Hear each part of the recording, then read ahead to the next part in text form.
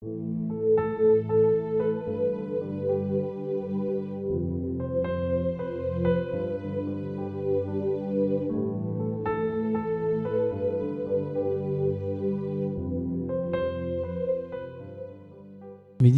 du 19 août. Des choses qu'on ne demande pas. C'est dans l'égarement de Baal que, pour un salaire, ils se sont jetés. Jude 1, verset 11. L'histoire de Balaam est l'une de celles que l'on retrouve souvent dans les contes pour enfants pour illustrer qu'il ne faut pas maltraiter les animaux. Mais un regard sur le texte sacré révèle une autre leçon, bien plus profonde. À ton avis, quelle était l'erreur de Balaam mentionnée dans le Nouveau Testament? Essaie de le trouver pendant que nous passons en revue l'histoire. Nombre 22 raconte que Balak envoya chercher Balaam pour maudire Israël en échange d'argent, voir les versets 5 et 6. Lorsque le groupe moabite rendit visite au prophète, celui-ci consulta le Seigneur, mais Dieu lui dit: tu n'iras pas avec eux, tu ne maudiras pas ce peuple, car il est béni. Verset 12. Alors Balaam déclina l'offre. Balak insista et promit au prophète plus d'argent pour ses services, voir versets 15 à 17. Alors Balaam consulta à nouveau Dieu, qui lui dit d'y aller et ajouta: mais tu exécuteras la parole que je te dirai. Verset 20. Alors qu'il se mettait en route, l'ange du Seigneur le rencontra.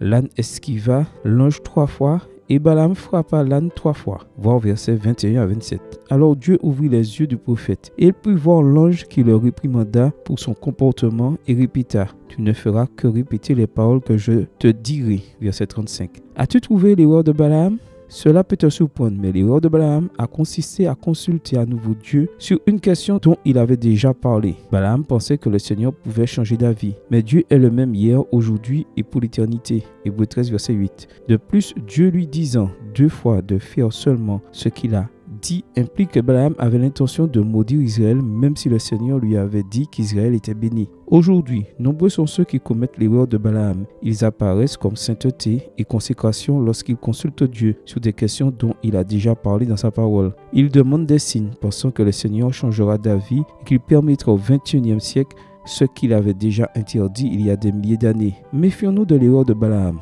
Dieu ne change pas, sa parole est immuable. Obéissons à ce qu'il nous a révélé, alors seulement nous pourrons bénéficier de sa bénédiction et de sa protection. Amen.